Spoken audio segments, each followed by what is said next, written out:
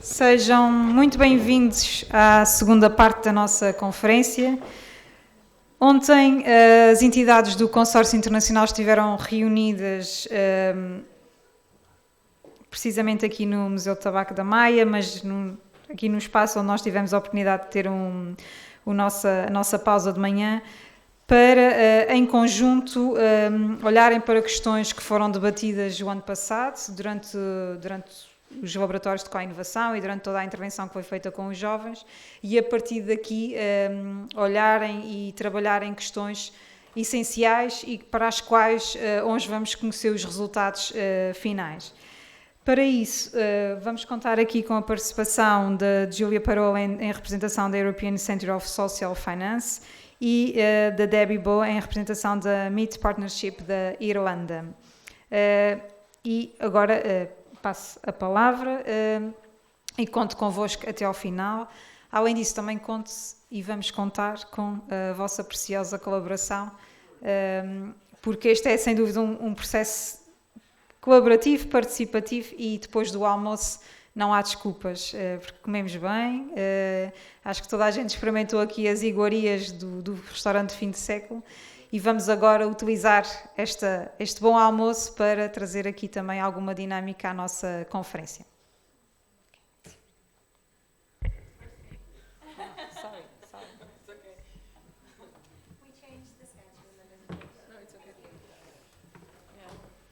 So, hola again. Julia and Debbie asked me to say a little bit about how we got here. So about the process of getting us here to this point where they will be talking about the policy proposals that we did yesterday. And if you remember the presentation from before lunch, I was talking about this what's the word? 4 phases. Thank you, Natasha. About these 4 phases of the project, and the last and really important phase of the project is community entrustments, where the young participants were creating policy proposals, and each of the implementing countries created their own manifesto. Which was really interesting to read, and it showed that yes, there are some really important local issues that vary from country to country, but also that there are some topics that are very general and common to the whole project, and this is what came up during the mainstreaming phase when we started with the mainstreaming, and also as a result of the impact management and the focus groups that were done in each implementing countries. So with all these activities, we gathered 3 important topics that are being discussed and created policy on. And one is agripreneurship, and this is a really nice term that we like, and the Greek partner created, and we use it proudly. And it deals with creating more entrepreneurial environment in agricultural lands, and how to bring more entrepreneurial mind into this very traditional industry. And we heard before that there was a visit of the startup, the farming startup, which is one of the ways of how agripreneurship works, and there are many other ways that can be done with also different policies. And the other topic is rural mobility. I think I forgot her name, but Ana Silva before said how important it is that public transport is available on the islands, and this is important in all the implementing countries, so that not just young people, but all the people who need modes of transport and access to different services, that they get a chance to move around and go where they want to go, or that we can go to them. So rural mobility is a very important topic and issue that needs to be addressed. And also the third topic is future skills, because we started before the discussion about ChatGPT and AI and everything else. So no matter where we live, it will happen, and we will need skills to deal with it. And not just that, world is changing, everything is constantly changing, everything will change. So we will need the skills to cope with that, and we need to address this also and promote different skills, or just teaching people how to constantly learn and gather these new skills. And after we collected these 3 topics, we were zooming a lot to create 6 questions for each of the topic that we were discussing yesterday in the World Tea format. We were meeting in this lovely library behind this building. It was really nice. And we used the World Cafe format, but since we are in Azores, we called it the World Tea. So we were brainstorming on these 3 topics and creating more concrete policies that will now be presented by Debbie and Julia and Boris. And some of you were present yesterday, so I hope that you enjoyed the whole process. And those of you who weren't, you will hear about it now, and you will also get a chance to say what you think about it, because it's really important that, you know, we had 30 people cooperating yesterday and creating these ideas and generating these ideas and getting the flow going around the tables, and it was really nice. But the more people we get involved and the more feedback we get and the more concrete feedback we get, the better the policies we can create, and then also mainstream them and get the FO support also on the policies that we create. So it's really important, you know, for the young people in the last rows, that you also tell us what you think about it, because basically it's they concern you and us and, you know, all the other implementing countries. So it will be really nice to hear what we discussed and what we created so far, and that we get some feedback and maybe some new ideas even. And that's it. This is how we got here.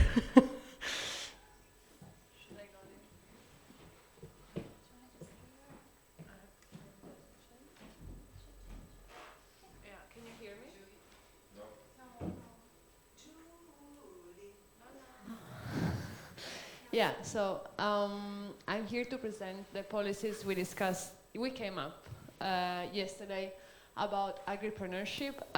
For those of you who didn't hear this term before, as already explained, it's basically the application of an entrepreneurial mindset in the agricultural sector. So the first thing I want to talk about is one-stop shop for the farming sector. The concept of one-stop shop is not new, as Rafael actually pointed out. It's just that it hasn't been used before in the countries that were present at the World Tea for the farming sector. So we talk, for example, how Portugal has implemented one-stop shops for its citizens when it comes to administrative issues. So one idea could be to integrate all services in one place for 2 types of target groups. The first would be young farmers or aspiring farmers, so they will know where to get all the integrated support they need to start their own agricultural business. And the second instead would be services to needs that are thinking to work in the agricultural sector. This is a type of policy that could be implemented at a local level, so each municipality could have its own one-stop shop for the agricultural sector. And we believed that it holds potential. Some of the countries said they never heard of it before, so it could be quite innovative. And some others pointed out that yes, they heard it, but just not applied to this sector. So there is something to think about. I'm gonna leave. There I go on. Then the second policy we discussed, it's formal agricultural education in curricula. So this is something I would say more ambitious because it would have to be implemented at a national or EU level. We would have to bring in the Ministry of Education because a change in a formal curricula in schools, of course, requires the approval of many people. But just I can think in Italy we have civic education already at elementary schools. So this would be something instead that touches upon topics related to agriculture, possibly making it more attractive at a younger age. The third is similar to the second. The policy, we gave it a title. It's young people turning into young farmers.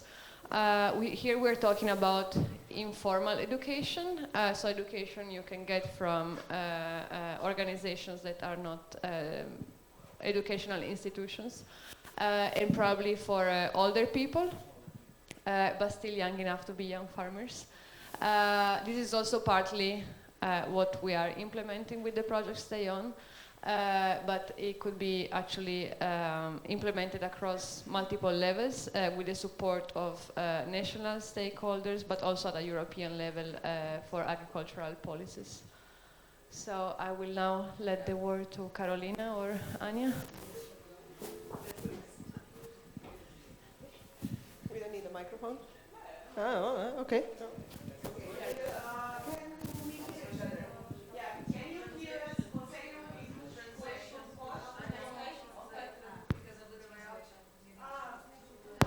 We're sorry, we need it anyways because of the. Okay, so what Julia was mentioning and Ursula was mentioning, we are doing policy proposals. This means that we are trying to implement change in the legislation process to make our societies better. Okay, so, thank you. So, desculpem, já estou com o inglês, peço desculpa, vou falar em português. Portanto, todo o nosso trabalho ontem e ao longo do projeto também para o manifesto, etc., é nós pensarmos no que é que podemos, pelo menos, apontar como caminho para eventualmente podermos transformar numa política pública. Ok? Go on. And for every good change, people need to cooperate. That is why we are very happy that we have a room full of people who can cooperate at least in this stage. Yeah? So we will need your participation. Are you up for it? And I will going to need for you to raise your hand if you agree to participate. Ok, todos percebem perfeitamente, obrigadas, estão todos querem cooperar? Yes? But I need to see all hands. All hands if you agree. If you agree. Yeah? Okay, cool. So we have, what Julia presented is 3 policy proposals. So first one is one-stop shop for the farming sector. The second, well, you know what it says on the board. So what we are going to do is give you 5 minutes. I'm shortening the political procedure. So 5 minutes, you turn to each other and 5 groups of 6. Turn to each other. Turn around, talk to each other. We'll go around and make you.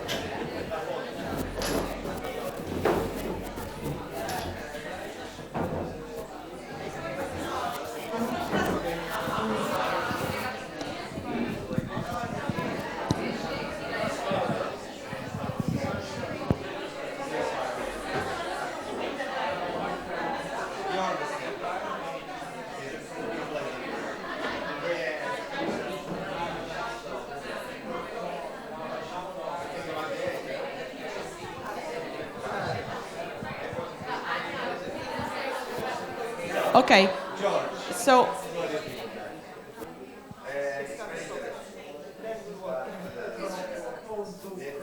Não. Eu não me estou a esquecer da tradução.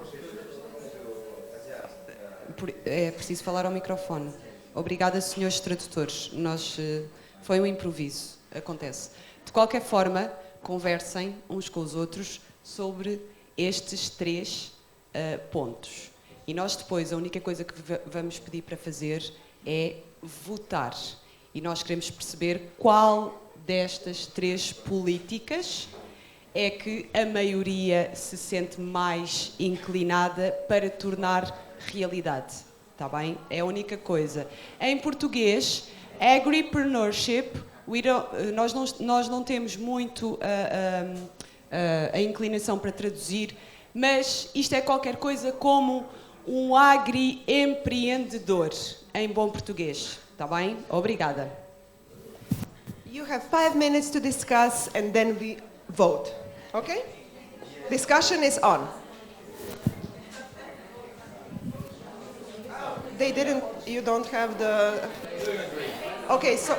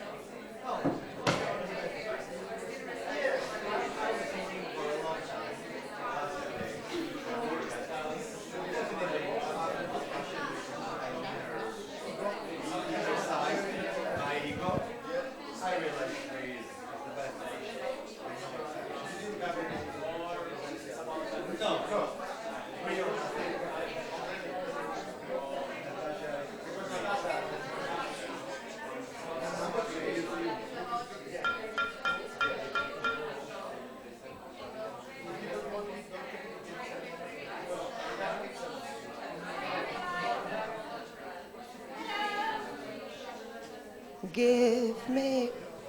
Sorry. Okay, the deliberation moment is over. So what we are now going to do is vote. And Carolina will tell you how we vote. Ok. Então, nós agora vamos votar.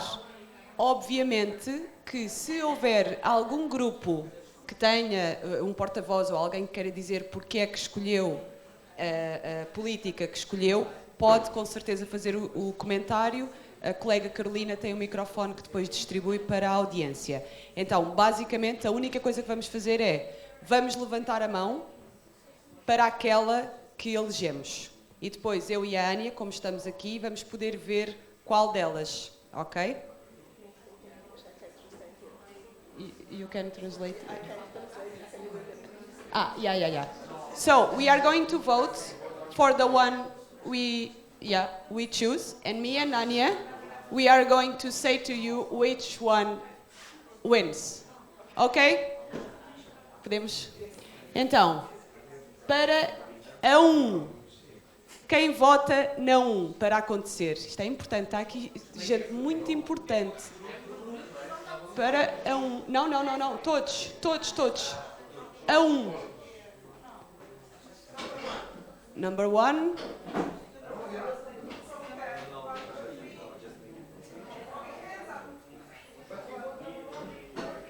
Ok, guys, we need...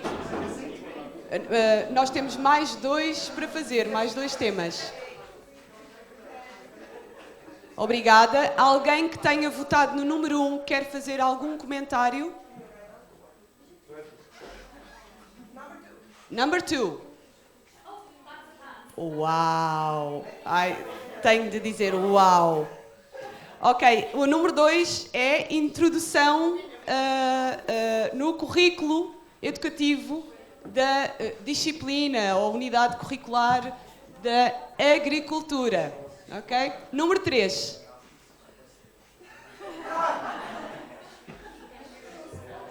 Ok, nós temos um vencedor. Alguém neste momento quer fazer algum comentário sobre o 2 ou o 3? O vencedor é o número 2. Alguém quer fazer algum comentário? Podemos passar. Número 2 is the winner.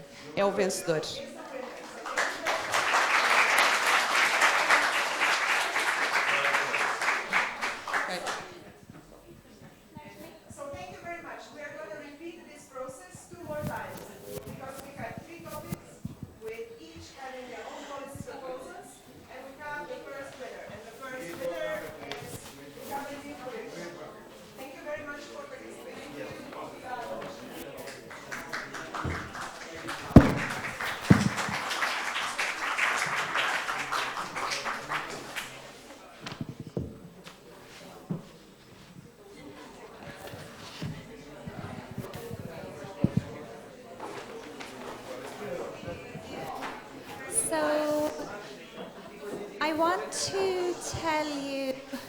I'm going to talk about the topic of rural mobility, but I want to start as a little story, okay? Because I have all of the information here, so what I'll do is I'll explain how the conversation happened yesterday and how we came to this. I'm from a very, very small community in Ireland. For me to go to the supermarket to buy a bottle of milk, I must go 5 kilometers. Yeah. So for me, I live in a very, very, very rural community, similar to you. The nearest town is maybe 10 kilometers from my house. If I want to go to the supermarket, I must go into my car. In the past, my grandmother used her bicycle to go to the town, but now all we have is the car. If we don't have a car, it's very, very difficult for us to move. Ireland is also an island, so we are slowly learning to implement the infrastructure. In the past, there was a train network. However, the Irish government is really, really bad. And so bad, they decided to pull up the train network. So my grandmother used to be able to Dublin by train, but for me it's not possible. There's no train. So similar to you on the island, we rely on our cars, okay? So yesterday our discussion was about movement and the movement of services within the community. And our so we started discussing about, I suppose, well, what are the services that you have on the island? So it seems that from the previous slide you have a building like this. This is a service. But there was a lady here, I saw her today, she was here yesterday, and she said, I am 26 years old. I can see you now. I'm 26 years old, and I'm from this community, but I did not know that this building existed. And I think this is a problem that every community across Europe faces, that we have the facilities, and we have the buildings, and we have the infrastructure, but the knowledge is not there. We do not know that there is a building like this that we can use as a training centre. So how do we support the young people in our communities who are looking for a job or looking for, who are not in education, training or employment, and are looking to move forward and to progress in their lives? So we spoke about the university with the fact that sometimes if you want to study in the University of Ponta Delgada, that you can come here, or maybe you must go to the other islands or to Lisbon. So yes, there is some education here, but sometimes you must also move. For me, I moved to France when I was in university because I studied French. Je parle français aussi. So if somebody, it's all about movement and accessing the services in our community. Shoot. Yesterday morning I came here by bus, okay, and one thing that I noticed was that it was a very, very big bus for very, very few people. And I suggested, would it be possible to change the size of the bus? Make a smaller bus, but put it every hour. Because yesterday our conference finished at 4 o'clock, but the bus to Ponta Delgada was at 5:30. So thankfully a kind stranger offered us a lift back. But otherwise we would have been lost. We would have been stranded in the town. So we know exactly how you feel. So then we spoke about the need to exploit, to use the facilities that are in the community, okay? And that brought us to the policy proposals that we would like to suggest. And we'd like to ask for your suggestion on which ones are the most important. In Ireland, this doesn't exist. A mobile employment service. So mobile movement. For example, if I work for the local government, I drive a van and I come to your community. We don't have this in Ireland. And if we do, I don't know about it. And we need to start making better knowledge about the employment services that are available in the communities, where the members of the local governments or the municipalities or the NGOs, they come to you. So maybe on a Monday, on the first Monday of every month, the municipality arrive here with all of the information, and all of the members of the community can come here and access the information that they need. If they have any specific questions, they will find somebody here who has the information and the knowledge to help them to find the answers to the questions in life. Because I know that a lot of people in Ireland, they don't want to be unemployed, or they don't want to be not in education, but it's a lack of awareness and a lack of understanding and a lack of information. So if we give this information and make it more public for everybody in the community, fingers crossed, hopefully it will become easier. So that's the first option. And then the second one was actually a proposal from Ireland. So in Ireland, like here, there is a bus from this town to Ponta Delgada. But if you live 5 minutes from here by car, is it possible for you to go to Ponta Delgada by car? Possibly not. So for me, in my community, if I want to access Dublin, I either drive or I walk for 1 hour to access the bus. So in Ireland, what we've started to do is introduce a rural link transport network that really supports the local communities to become connected to one another. So rather than all of the infrastructure it will connect the little communities towards one another, because this is where the majority of people work. If you work in a coffee shop and it closes at 6 o'clock, must you walk home or cycle your bicycle, or is it possible for you to take the public transport? So our proposal was that the government really need to focus on the local communities and implement solutions that support the small communities.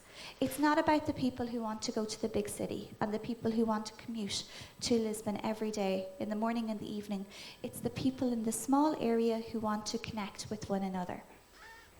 And then the final option, in terms of mobility, the idea was that it exploits local services. So, as I mentioned before, we have the facilities, we have the buildings, but they're becoming derelict. They're over time, with the water and the salt in the sea, they're becoming destroyed. So we need to start investing somehow in the facilities that are here already. So just some things that we had written down is that, our buildings we can use our buildings for longer and longer and longer. And I think here it's the case as well. Yesterday we went on a visit to a social enterprise, and somebody mentioned that young people are now taking care of older generations. The same in Ireland. I take care of my grandmother. It's becoming very normal at the moment, and you have children so that they can look after you in the future. And it's about supporting our communities and developing social enterprises like the one that we saw yesterday to help with the community and bring the community together. So, that's me finished. What I'd like to do is ask you to have a look at these three ideas again and vote on number 1, number 2, or number 3. Which one do you think is the best to help young people in the community with regards to their mobility to move and then to move forward in life? Do you understand? Yes? Perfect. Thank you. Yeah. A minute, is that okay? Yeah, so take 3 or 4 minutes, okay, and have a little chat, and then we'll ask for your information, okay?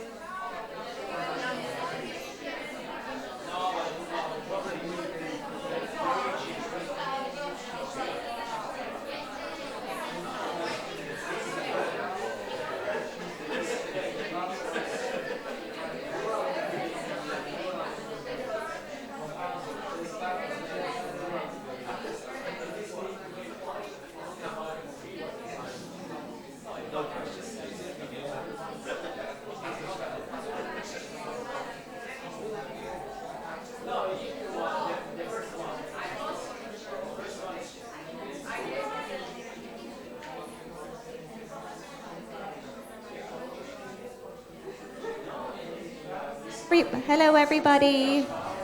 Cuckoo, hello. So, we would like you to stand up, okay? So a little bit of movement this time.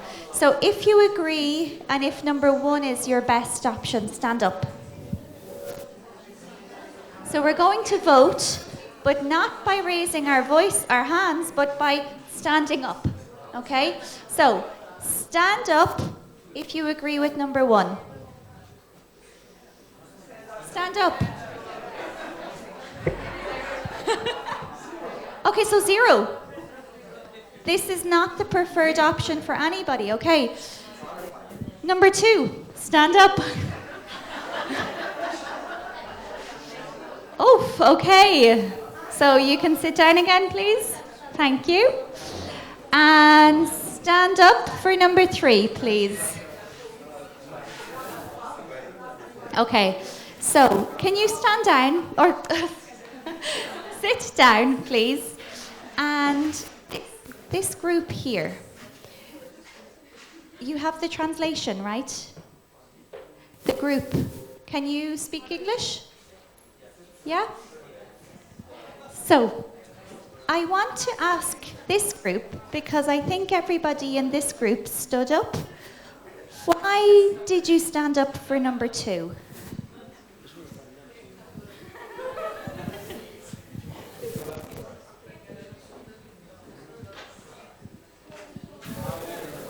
So either with the microphone in Portuguese or the microphone in English. Would you like to speak? In which language? Whatever. English, maybe? Okay. Yeah. Perfect. Thank you. So we mainly choose number 2 because actually I got a very specific experience once I went to high school, because I prefer to go to Punta Delgada, and I'm from Lombinha da Maia, which is close to Maia. Basically, I had to pick a bus here in Maia, so my parents actually had to wake up very early, bring me home, bring me to Maia. Then I went to the city, and after my classes, I used to wait a lot to get back to my house. And usually, once you're at your house, you don't have any patience to study or anything like that, because you're very tired. And we choose that because it's mainly going to be very important for the young people, but also to the older one, because to go to the services, like for example hospitals and all of that, we only have those services in the cities, and that's not very easy to go there once we have a very not great schedule of buses. So smaller buses. Also, we said that because of the things that we have, the infrastructures, but we don't really have the opportunity to get there because of the buses or also the transporting. It was very important to get there and to develop that kind of thing. Thank you so much. Thank you. Hang on, please. I'll just say this and then I'll pass over to Boris. A couple of weeks ago, my uncle, he's a farmer, and he decided it would be a great idea to put gasoline onto the fire. So you can see where this story is going. So he needed to go to the hospital because he burned his hand. But for him to go to the hospital, it was 80 kilometers. That was the closest hospital that could assist him with his needs because he had a burnt hand. So just like you mentioned hospitals and accessing services, unless we have reliable connections, we're never going to get the help and support that we need. So maybe if this is one of the best options that comes out of this policy making, that we need to lobby for better services, fingers crossed our communities will improve. So thank you. I'm going to pass to Boris, and he's going to cover the final topic, which was future skills.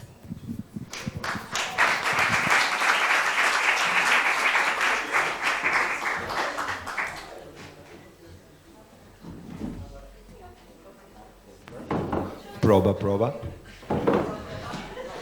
Okay. We came to the very important part, that we can freely say top of the cake, like strawberry on the top of the cake, that we can call soft skills and future skills that young people maybe could need in rural areas. The first one is related to networking. within the local community. Public and private institutions can cooperate with industries to design and develop programs that provide hands-on experience to students. The main output of this policy could be like one common platform that they can share their experience and they can share their trainings and courses they can provide along together, created along together. And it can contribute to the better networking of overall community, including universities, public bodies, private companies, NGO sector, and all other relevant stakeholders. So,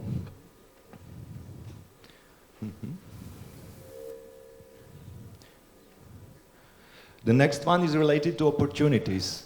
We had like several discussions yesterday with the people from different sectors and different areas, and it's very important to provide opportunity to all the people from all the community to create curricula, to create a frame how can they cooperate together. We need to include all the people within community, from including the kids from primary schools to PhD students, including the NGO sector, even the church. I mean, like all relevant stakeholders within community, they need to have like the chance to say what they want to change, what curriculum they want to have, and how they want to deal with that. The next one is related to the taxation. It's related to excluding the taxes for employers in rural areas to hire young people under 30. We can also finance the digital courses for employees in rural areas under 30 as well. And educational institutions can integrate soft skills training into their programs, and employers can provide training to their employees. It's very important to motivate the company and employers in the rural areas to employ young people without job. Engaging through the social welfare companies, to engage them, to support them actually. That's the thing that we mean under engaging, to motivate them to be more active within those processes. But we need to support them by money, by vouchers, by some subsidies, or some other things like courses or some other things that they could use. And the final,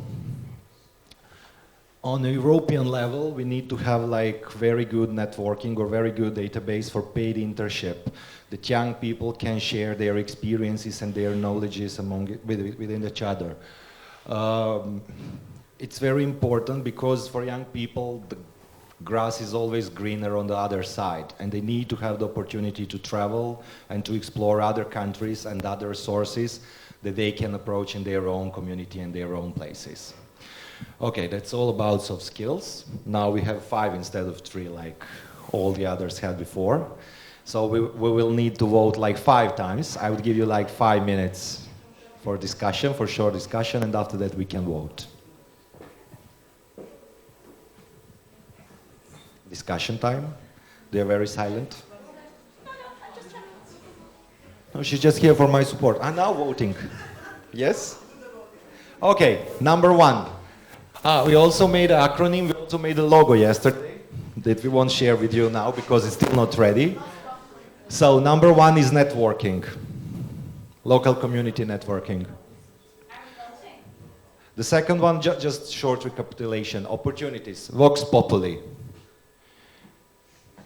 The taxation, lower taxes for local companies, engaging the local community and the young people, and growth, European level initiative on overall European level. So, voting, number 1, raise the hands. Only 1, 2, 3, 4, 5, 6. Okay, 6. Number 2. Opportunities? Vox populi? You don't think it's important that all the people within community have a chance to create their curricula and courses? Oh, you see better now. This is the lobbying. 1, 2, 3, 4, 5, 6, 7, 8, 9. And the favorite one probably, because no money, no funny, the taxation. 3 Yorgos, very good. 1, 2, 3, 4, 5, 6, 7, 8, 9, 10, 11. Okay, winners right now, very good, Carmelo. And engaging. Okay. And the last one, European level networking and database for internships and opportunities. Okay, so I can see number 3 is winner. Well done, Yorgos.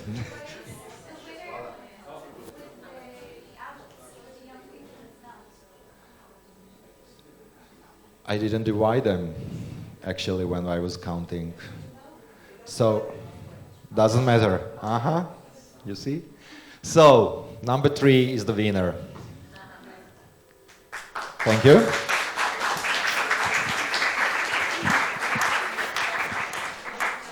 So, over the next couple of weeks, days, over the next couple of hours, days, weeks, months, we are going to be working on some more policies. So if there was something amongst our ideas that you think wasn't a good idea or was a really good idea, and if you want to get involved in supporting us in developing these, please have a chat with us later, because we really want to work on ideas on a local level, national level, and a European level. And hopefully we'll have the opportunity to connect you with people all around Europe and show that you are not alone in the challenges that you face. And we want you to work together to support everybody to stay in their local communities. So thank you very much for joining this session. We are just going to wrap up in a few minutes. So if we stay here for a few minutes, is that the plan? Yeah, we'll pass over. Okay, so thank you very much for all your votes. We saw different cases of how deliberation, of how decision making happens. And we saw that it is good if we talk about it when we are making decisions. So thank you very much for this round of voting, of participation. We have 3 winners. The first one is... E vamos. Agripreneurship 2. O 2. Vocês lembram-se qual era o 2? Alguém pode dizer?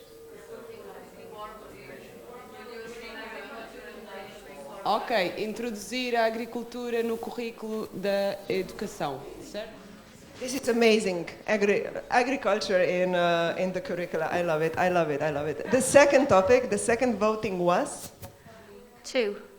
Para a mobilidade rural, o 2. Lembram-se? Ok, boa. Boa, boa, boa. And the third one was the third. Debt taxation. So this is what we did, and without further ado, I think it's time for Anna to step and regain the floor as she opened it in the morning, and it's now time for her to close it.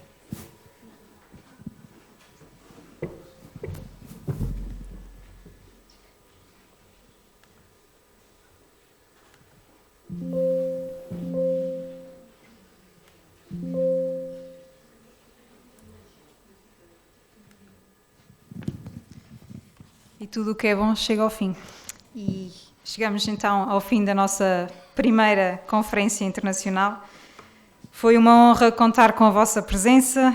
Deixo uma saudação muito especial a todos os parceiros internacionais que estão aqui connosco na ilha de São Miguel. Faço votos de que a vossa estadia nesta bonita ilha açoriana vos inspire e vos motive a querer voltar. Serão sempre muito bem-vindos aos Açores. Aos jovens StayOn, especialmente aos jovens que marcaram presença na conferência, muito obrigada. Obrigada por fazerem parte do projeto e, acima de tudo, por acreditarem no vosso potencial. O projeto StayOn não termina aqui, como referi há pouco. Continuamos bem ativos nas vossas comunidades e vocês também podem fazer toda a diferença. Podem fazer tal como a Ana Ferreira, serem embaixadores do projeto StayOn e divulgar esta importante mensagem, associarem mais jovens a esta revolução, porque ela está ativa e está bem presente em toda a vossa comunidade, nos vossos locais de participação, nas vossas associações, nas vossas escolas. À equipa StayOn da CRESAÇOR, obrigada. Sem o vosso empenho,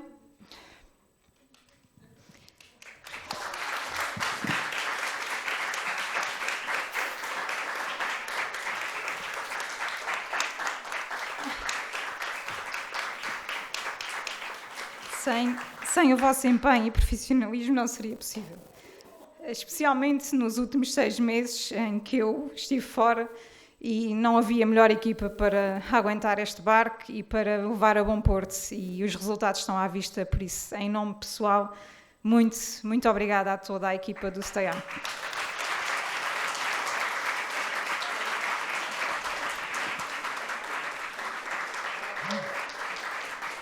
Thank you. E porque a música, à semelhança das pessoas, é um fator de motivação, a música porque anima os nossos dias e representa a riqueza e a qualidade da cultura açoriana, e as pessoas porque são o nosso principal aliado na luta contra todas as formas de exclusão social. Vamos ter agora um momento fantástico com a violinista Ana Paula Sousa, uma açoriana natural aqui da costa norte da ilha de São Miguel, da Ribeira Grande, e deixo-vos convosco e terminamos este excelente momento de partilha, de cooperação entre todos nós, com música e com a Ana Paula Sousa.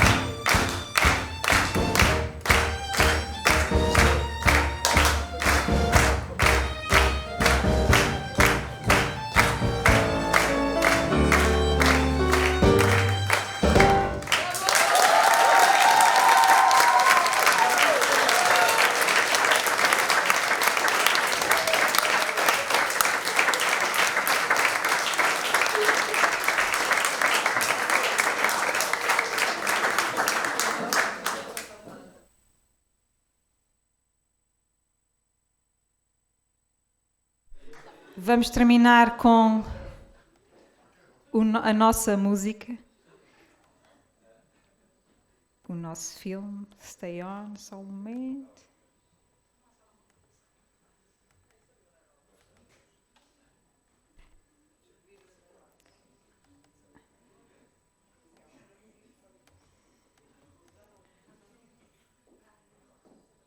It's not this.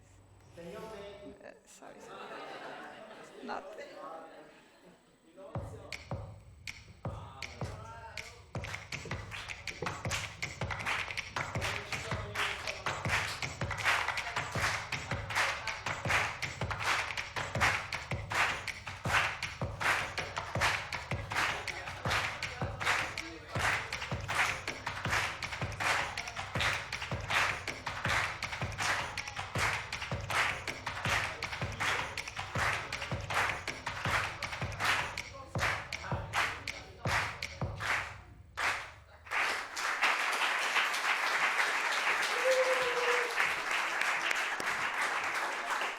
And now I invite everyone to visit the museum.